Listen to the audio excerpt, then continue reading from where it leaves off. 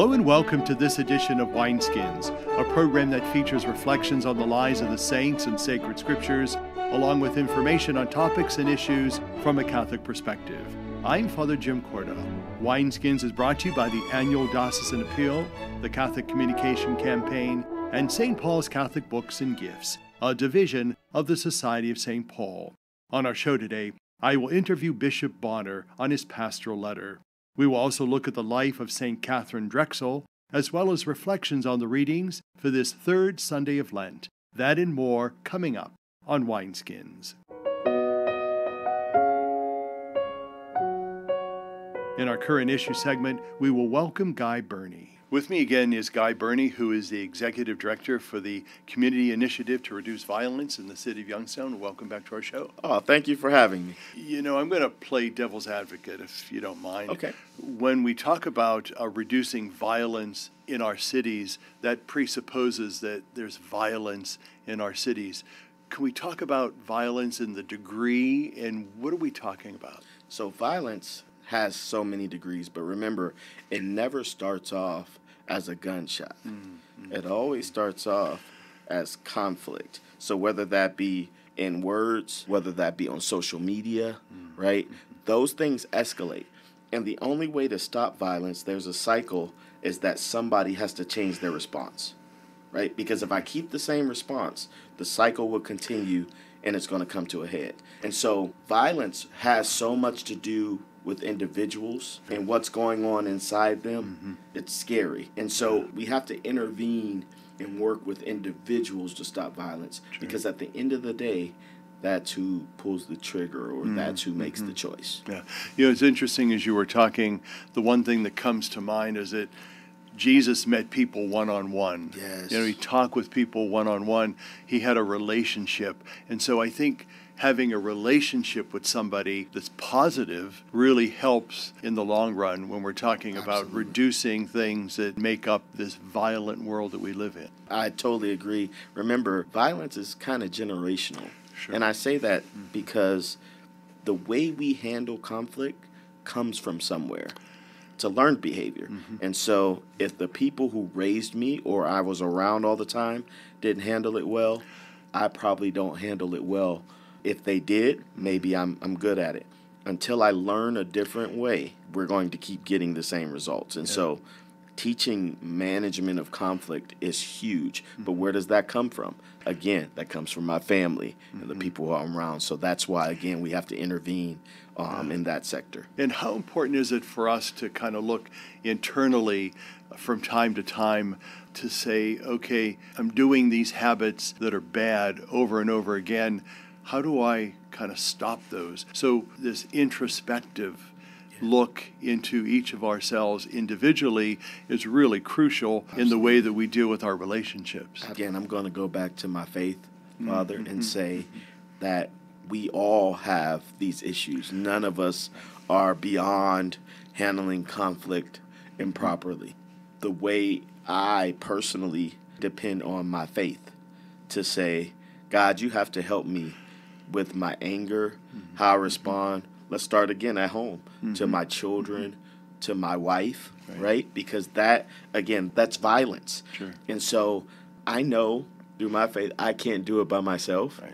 And so I have to look up to God for the help. And so going to my church and being around people who are trying to strive toward the same thing I'm going to actually helps me. It's almost surrounding yourselves with not only the right people, but the people that give you life. Absolutely. And that energize you to do the right thing all the time. Absolutely. Let's talk about those people that you partner with to help you in this wonderful job that you do. Oh, wow. So I have so many. We won't have time, but I'm so excited. So we partner with folks from mental health because we know that's a huge issue.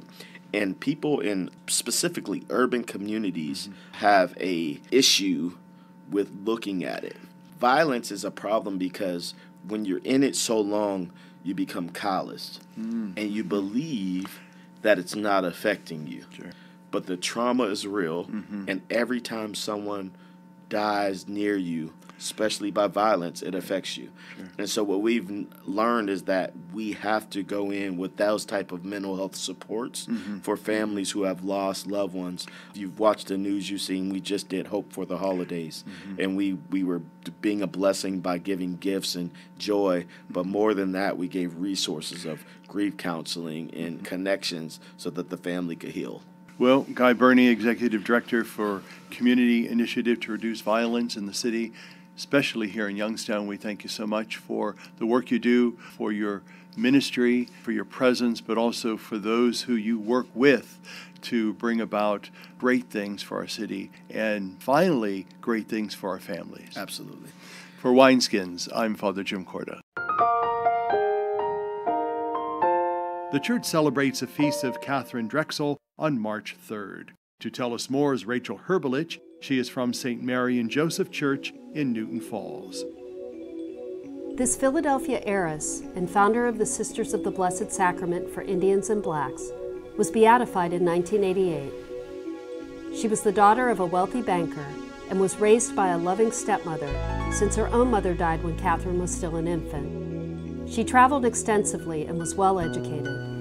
Her family always contributed to the missions that served the Indians and African Americans. Katharine became involved in this apostolate, and later, when she had an audience with Pope Leo XIII, he urged her to be a missionary to those deserving people.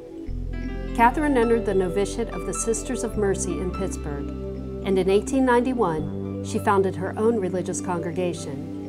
In 1915, she established Xavier University for Colored People in New Orleans. It is estimated that during her lifetime, she spent approximately $12 million on the apostolate to Indians and African Americans.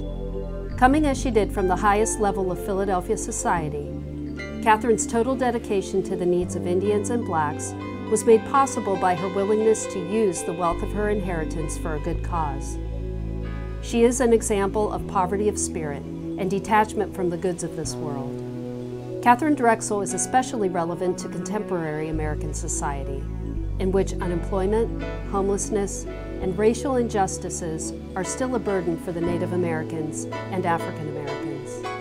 The span of her life extended to 1955, and for that reason, her example and her apostolate are especially relevant to contemporary society.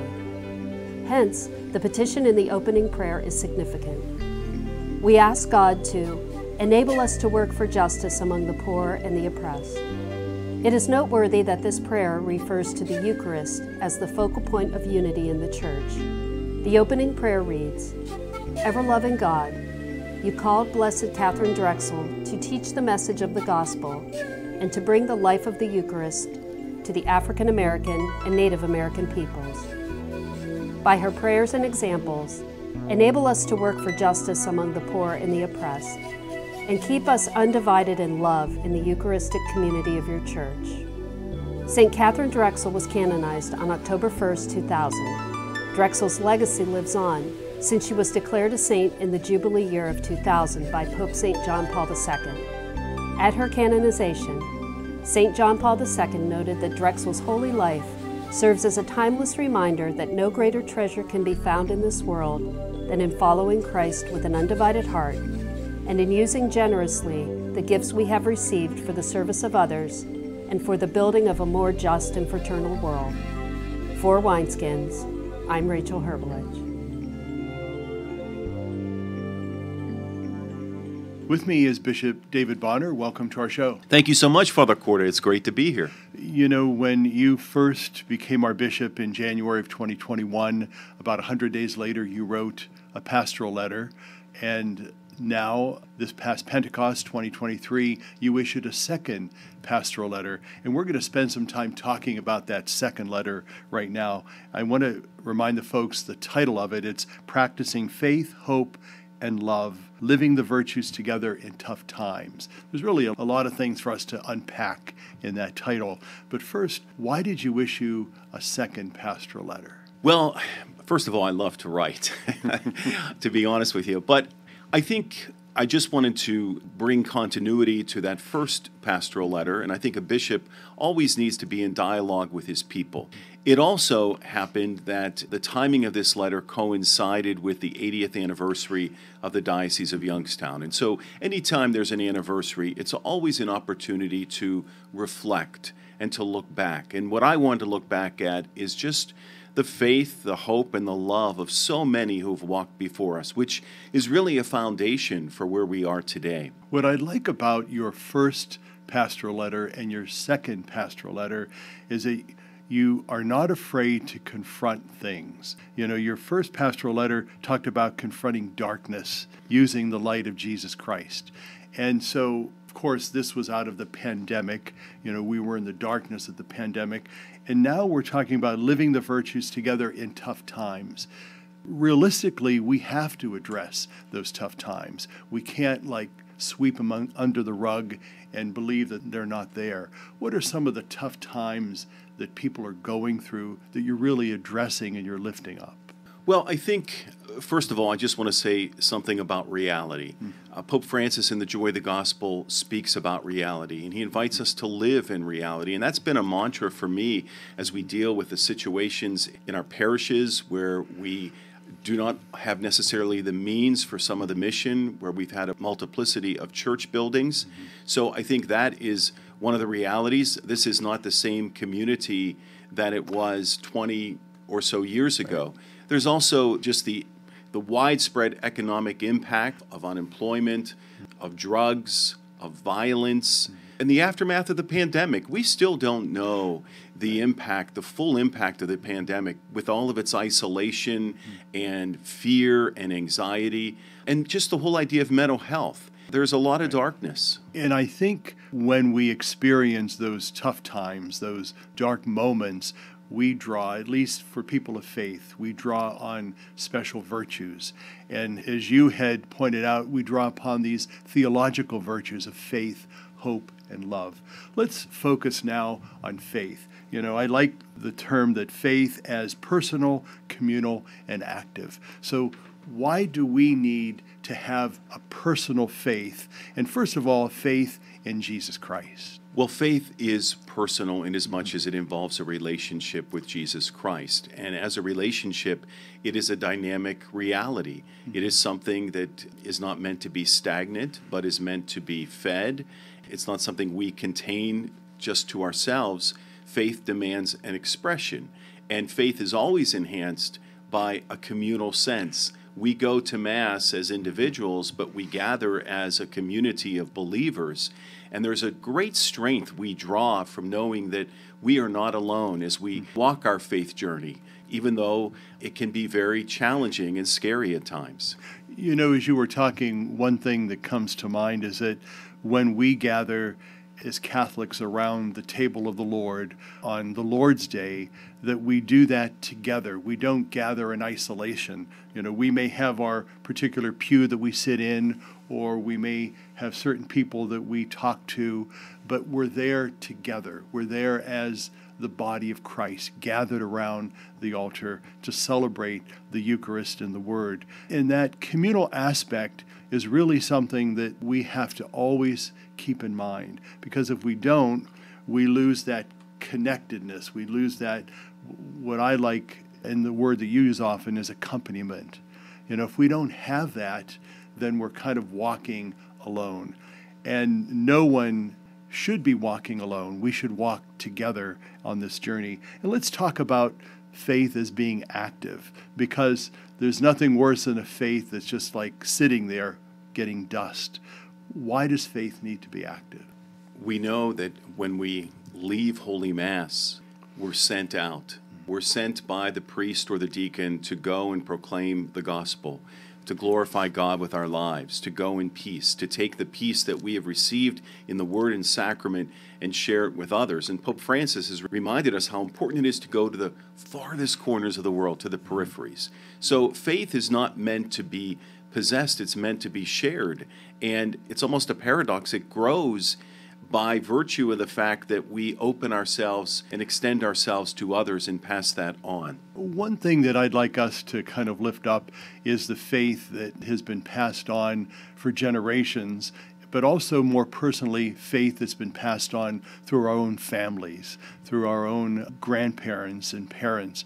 How important is that to embrace that faith that they've given us and to actively, communally live that faith? Because we know today a lot of people are not practicing their faith. So how can we ensure that that faith that was passed on by our grandparents and parents remains active in us? Well, I appreciate the connection you make to the family, because not only is that the domestic church, but it really is the first classroom of faith. And I think if you were to engage in conversation with anyone about the faith, inevitably at some point the conversation would revert back to their experience in the home, praying together as a family, perhaps the rosary or grace before meals, or just the sacramentals and the images that would fill the home, or going to Sunday Mass and then coming home and having breakfast together.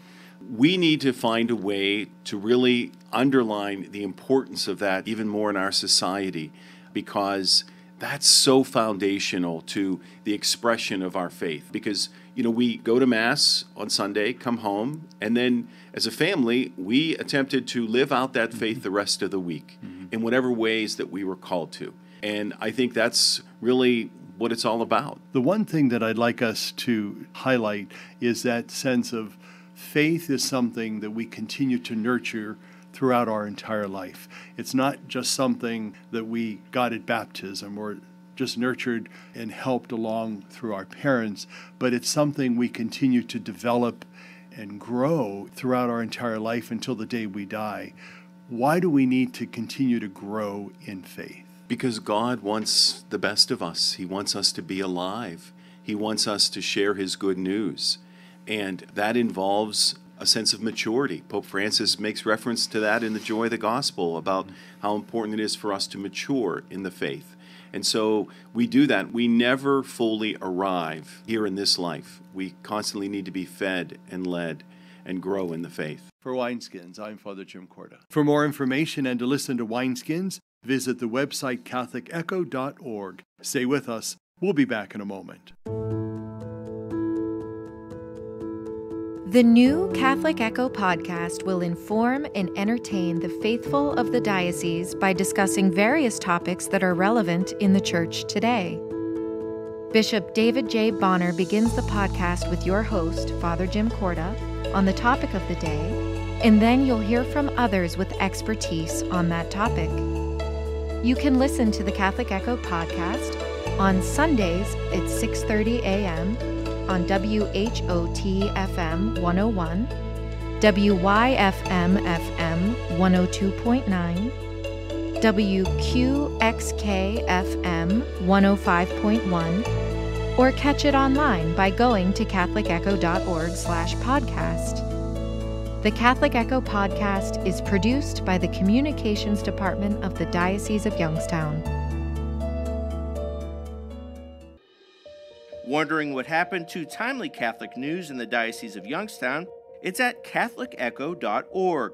There you'll find recent stories about Catholic life in all 6 counties of the Diocese of Youngstown, plus recent videos, podcasts, and even national and global news. You'll find it all at catholicecho.org. Sign up for the email newsletter while you're there to have Catholic news delivered to your inbox. The song we have for you today is from the CD called Lent at Ephesus. It is by the Benedictines of Mary.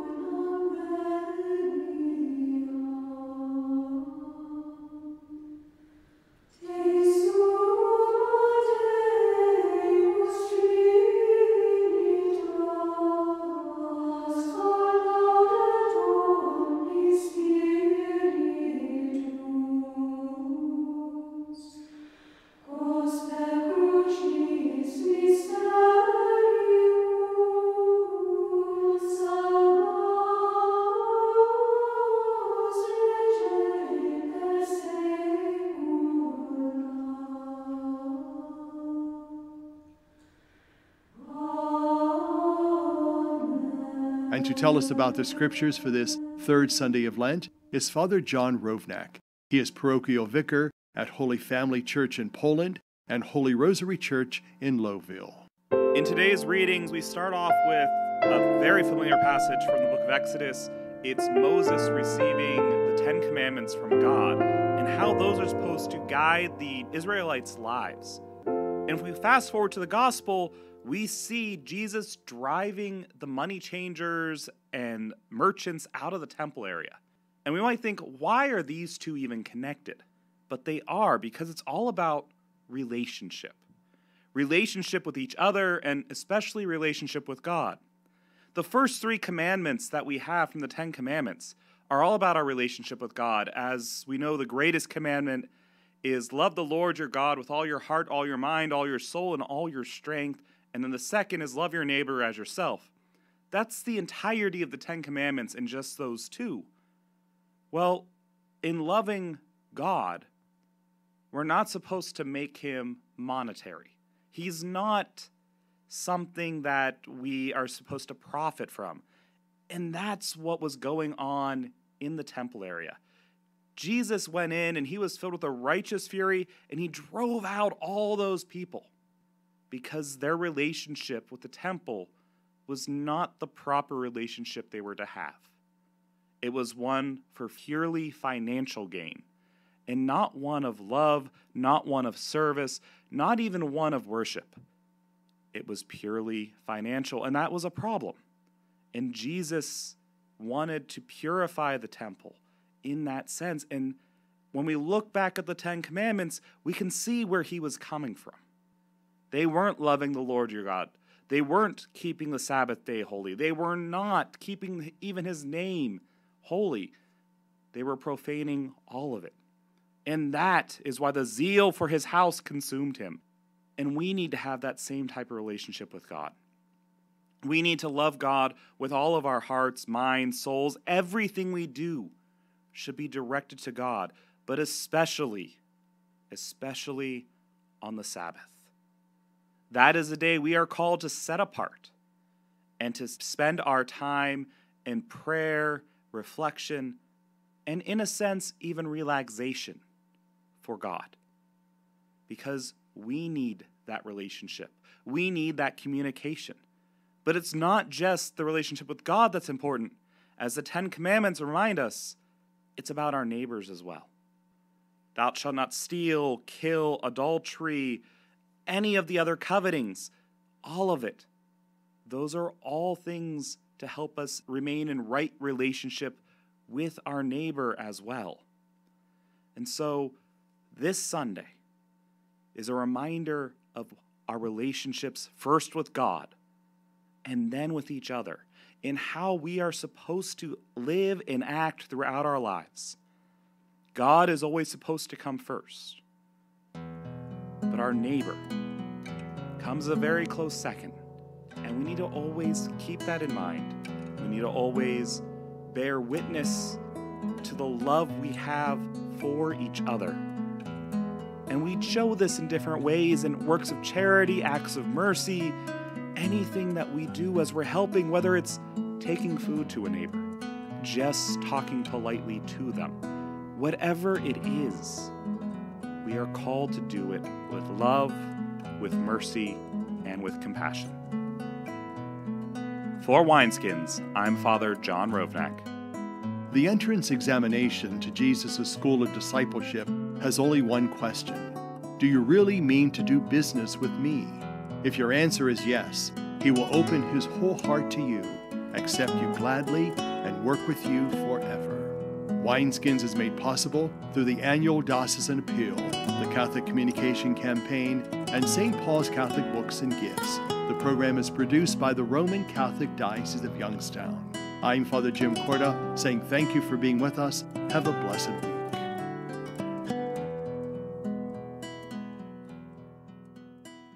What have you done for your marriage today? I gave my wife a hug this morning. I told her I love her. I did her hair this morning. I think it looks pretty good. I cooked my husband's favorite breakfast. I bought her an orchid. What have I done for my marriage today? I sent my husband a love email. I read the newspaper to my wife, and it cracked her up. but she's still laughing. What have you done for your marriage today? Make a change for the better. Need help? Go to foryourmarriage.org, a message from the Catholic Church. They say America is the land of opportunity, but for some, life isn't so easy. Right now in America, 1 in 6 children lives below the poverty line. That's nearly 13 million children of all races, all across our country. Where do you draw the line and get involved? You can make a difference in more ways than you think. Go to povertyusa.org today, because 1 in 6 children in poverty is one too many. A message from the Catholic Campaign for Human Development.